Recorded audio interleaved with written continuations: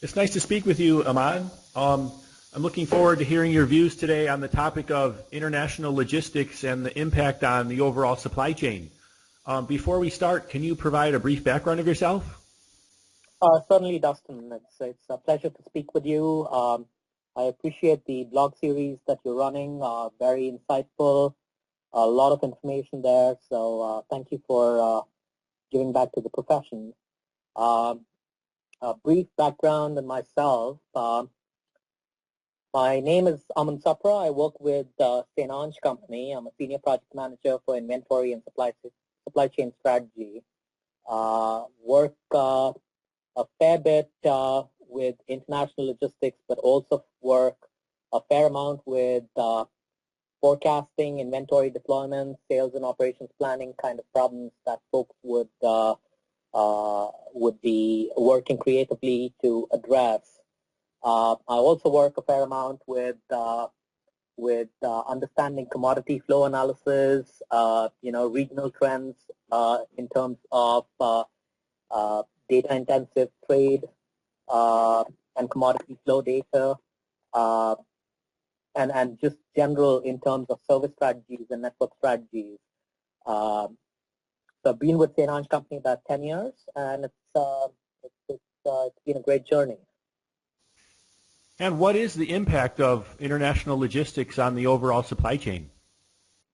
So the impact certainly is profound, as most of us would agree. We have, it doesn't matter. There are times when we would source finished goods into a country and we would have to distribute. So we are essentially importing finished goods.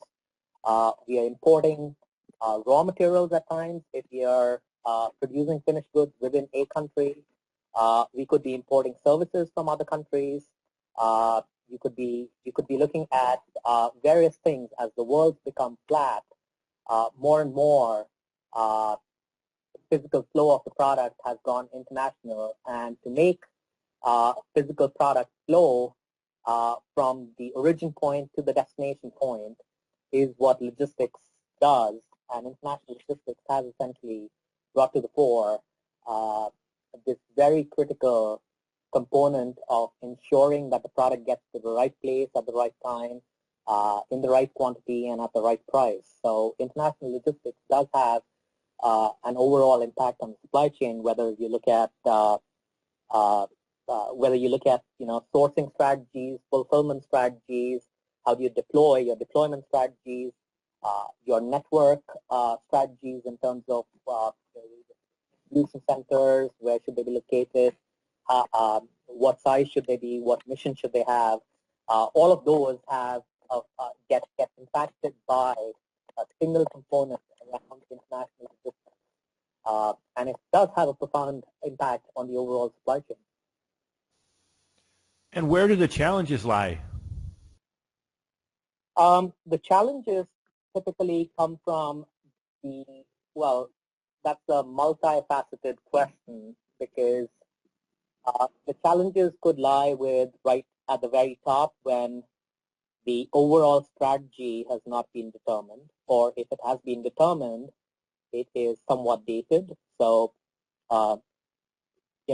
we could have made some sourcing changes or sourcing strategy decisions in the last couple of years, but the overarching strategy has not been changed in the last 5 years, or has not been revisited in the last 5 years. That could have a fundamental impact on, or a fundamental disconnect between the strategic view and the tactical operational uptake on the ground. You could also have challenges in just visibility to the supply chain, given that the supply chain is now longer. If I would store something in the country, I obviously do not have, and I'll take the example of sourcing something from China or from Korea or from Thailand and coming to the U.S. or to Europe. Your supply chain does grow. The length of the supply chain does grow by 6 weeks. Now, what that also means is you've got to now start forecasting 6 weeks in advance. You've got that much more forecast error that comes into play. You've got to figure out where you bring the product in.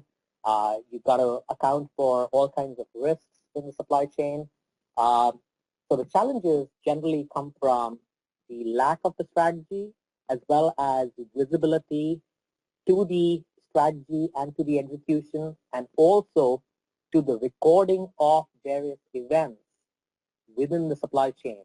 And the simplest one there, which I think everyone would agree with, is having visibility to exactly when did a container leave from the origin port, or even if you go back, when did it leave from the source location, when did it get to the originating port, when did it depart the originating port, did it tranship through somewhere, when did it get to the destination port, how many days did it take to clear through customs and other formalities that come through. By the time you actually account for each of these elements, not only are you measuring whether your supply chain actually is working well, you are also auditing to make sure that you are recording each and every event. It's pretty much like the human body, right? You've got to take the pulse check and make sure that you are picking on every vital signal that the human body is sending out. It's the same thing with the supply chain. You've got to have every vital measurement being picked, and that might actually mean that you have to pick just about each and every measurement before you can diagnose which one is vital versus not, because the growth of a company and the maturity of the company will dictate what you want to measure. It might vary by the phase and the type of growth that the company is going through. So fundamentally, strategic alignment, visibility around the supply chain, and recording of data, transactional data, down to the level where you can track each and every instance of activity in the supply chain, essentially would be where the challenges come through, because in all the work we do, we find that to be a critical missing link. A lot of times we spend for just about every project, every kind of project that we undertake, we would be spending somewhere about 40 to 50% of our time in gathering and cleaning good data from which we can make inferences before we can determine the overarching strategy.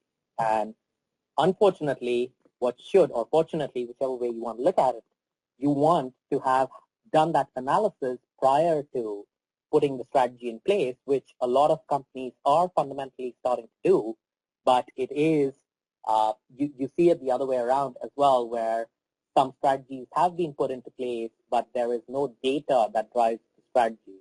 And that is unfortunate, but at the same time, it's reality. And where have you seen some good results? Good results have been with, essentially, I'll echo the same thought. It's been folks who actually are able to record some of the very basic instances around, transactional data, but also who are at the forefront of figuring out what their service strategies are, and how does the service strategy tie into the distribution strategy, and how does the distribution strategy then tie into the sourcing strategy. So overall, what you're doing is you're starting with the customer, you're starting with the voice of the customer, and you're saying, okay, how do I need to service my customers? How do I need to segment my supply chain? How do I need to segment my SKU base? And how do I reach out to, say, the different channels within the supply chain, and how are the different channels, the stakeholders within the supply chain, and then build backwards and ensure that all the strategy pieces, to service, you need to distribute. To distribute, you need to deploy. To be able to deploy, you need to be able to position inventory. To be able to position inventory, you need to be able to source it properly. To be able to do all that,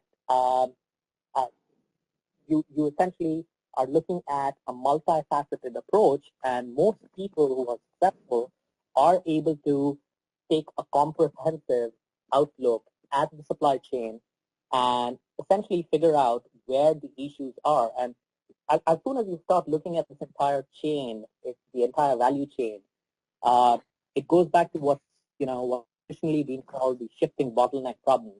There will always be a constraint in the value chain, and that constraint in the value chain is um, by far it's a shifting bottleneck. And so what that means is the good part there is the bad news there is that there is always a constraint in the value chain. The good part there is that you will always be able to improve upon what you're doing.